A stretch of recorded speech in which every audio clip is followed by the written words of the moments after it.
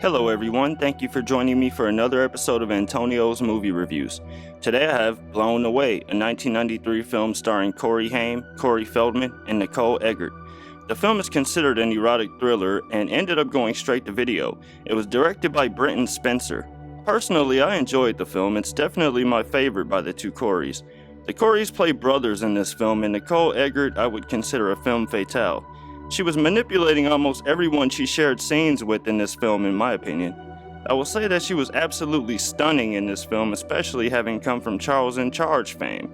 The movie has a few twists, but honestly it's just your run-of-the-mill erotic thriller, except this one has the Coreys involved. They've killed vampires, learned to drive, and I suppose they may as well take on an erotic thriller. Although they were a bit unorthodox, the aspect of them being the lead characters really made this a lot of fun. I didn't expect too much from it, honestly. It seemed so dated with the title card and beginning scenes, but the premise of the film I thought seemed pretty solid. Rest in peace, Corey Haim.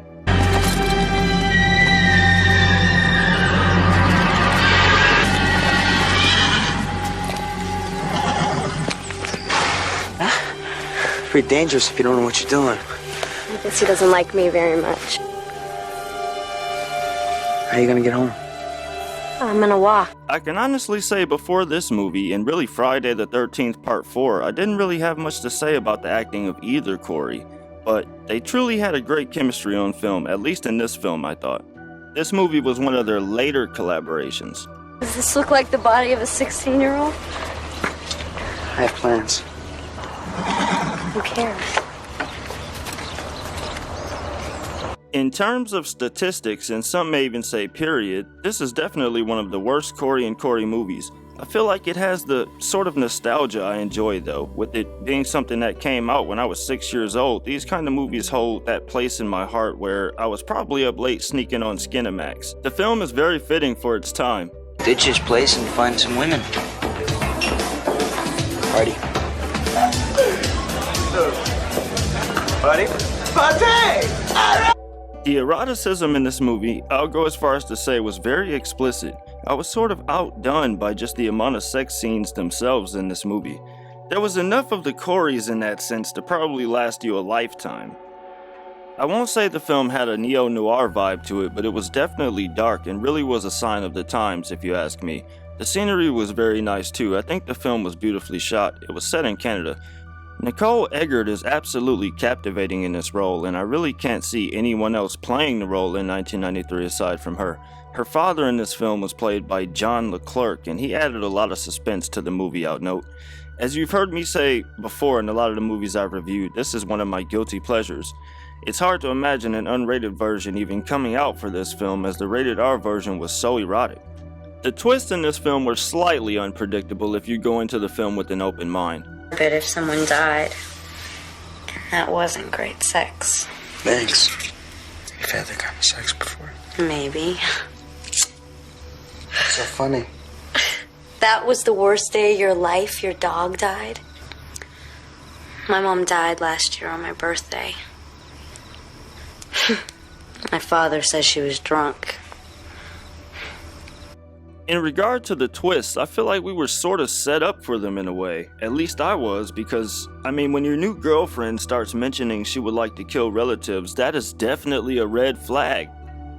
From what I've read, Eggert and Haim were actually engaged during the filming of this, so it's obvious why the scenes are so explicit. Hey, Well, I slept in it. why'd you sleep in my bed? She left. What am I gonna do with you? You going my way? Have you ever just wanted to kill somebody? Hey, I know how you feel. No. I like the fact that Eggert is such an unpolished gem in this movie. It lends to her credibility as manipulative. It wouldn't have made much sense for someone like Madonna or Fiorentino to play the role, in my opinion, because they would have made the Coreys seem out of place. I thought the pace of the movie moved at a pretty favorable speed, and honestly it kept me pretty entranced. It definitely looks like you have a visitor. Hi. Don't you return phone calls?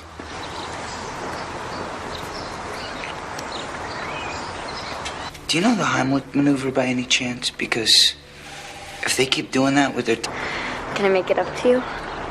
What'd you have in mind?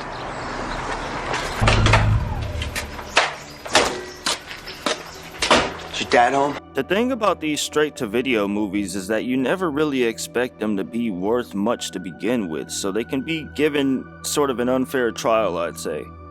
The duo of Haim and Eggert went on to star in another film after this by the name of Anything for Love, which also went straight to video. I know I mentioned earlier that this is my favorite movie starring the two Coreys. It's not to say that this is their best movie. They often excelled in comedic films and happier plot lines, and this portrayed them in a more serious light. No. All right, my room for your Jeep. What do you say?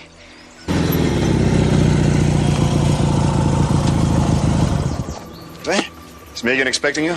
No, she's not. I was just dropping by. She's inside. Most people who have reviewed this movie seem to only pay attention to nude Nicole Eggert scenes and not so much attention to the plot itself. Feldman's sex scenes are cringeworthy also. He seems to have this grimace on his face that gave me a good laugh in one of the scenes. Flirting under the table or are you fucking my daughter? Sir, she's all I have. You heard her. I'll chew. Yeah, well, I can't see you anymore. She's screaming on a regular basis. Wes, it's not about that. Maybe yes, maybe no. Wes, are you trying to make me feel better or worse?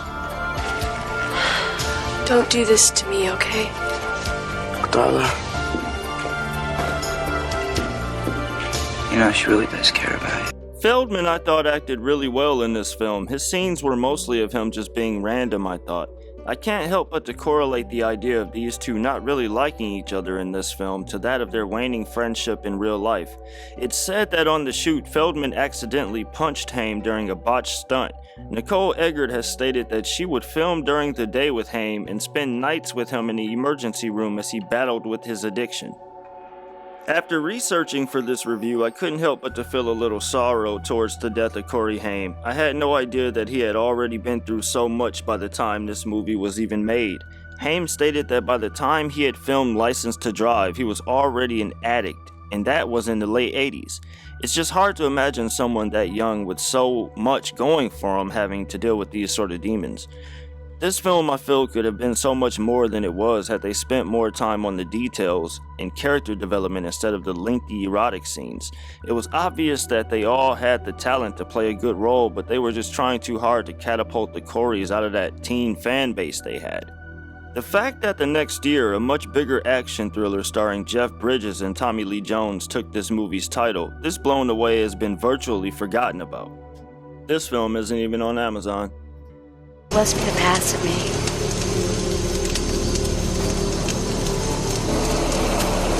I'm gonna fucking kill him. There was nowhere near as much publicity for this film as there was for the latter Blown Away movie. To begin with, in my opinion, the title doesn't really suit this film well. Apparently it's in relation to our character Megan, who is played by Nicole Eggert, doubling as some sort of demolitionist in her spare time away from the resort, and the Coreys. The truth is, it just seems like they added the entire bomb aspect to the film in a rush to add some sort of suspense notion to the movie. Someone must have said it can't be all eroticism. I'm sorry, I had no right to take it out on you. It's alright. Listen, I never laid a hand on Megan. It's her dad. I can imagine someone in the crew looking up and asking what the plot is of this movie, and someone replying that she wants to kill her dad, and it was just as simple as that. In that regard, I would say if you're into easy-to-follow movies, then this one belongs on your shelf definitely. I want to kill him. Rich, we could have everything. Stop it. What is it, honey? It's just that I thought you were using me. Indeed, the movie does have its fair share of cheese to it, but it's fitting for the time period it was made in, as I said earlier. The third act of the movie for me was the worst. It was just too melodramatic, and the twist just felt not very well put together, in my opinion. For the first time in my life, I was really starting to care about you. Detective Anderson, homicide. I'm sorry about your... It seems that the strap broke off your saddle. You fellas been in a fight recently? What do you mean? Dad always liked him the best. One memory I have in regard to the predictability of the twist is that scene where Megan is left at the bar with West and the camera just keeps showing Feldman's face totally smitten by Eggert, who was there with Rich. I'm sure you could guess what Feldman was thinking after that. He killed my mother. She was good. Whatever you say. Dr. Lambert, It's in the next room. To me, it was obvious that Wes was going to double-cross Rich in this movie after what he had already done with Rich's previous girlfriend, Darla. He said some sort of snide remark like, "I can have my shot with her." At this point, the movie really just starts becoming darker and darker as we learn what is really happening here. Here's where the title comes in. I'd really like you to come.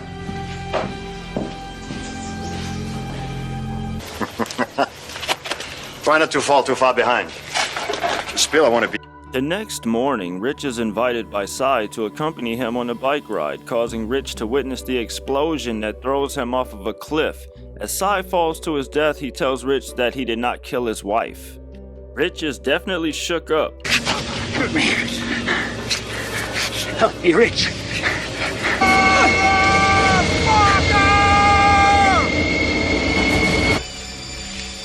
We've seen these kinds of explosions before.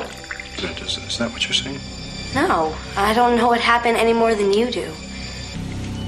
I'll be in touch. There of course is a detective involved, as there often is in these kinds of films, and he immediately suspects Rich. Detective Anderson is played by Gary Farmer.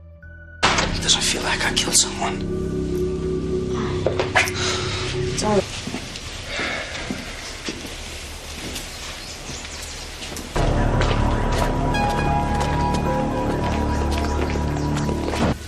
He was clutching on to this piece of that jacket. Coming off of the success of Basic Instinct, I can see how this movie might have been conceived. It almost seems as if Brenton Spencer was torn between comedy and action, having the Coreys, and somehow saw that he had the hot sister from Charles in Charge and decided on that. Here, it's yours now.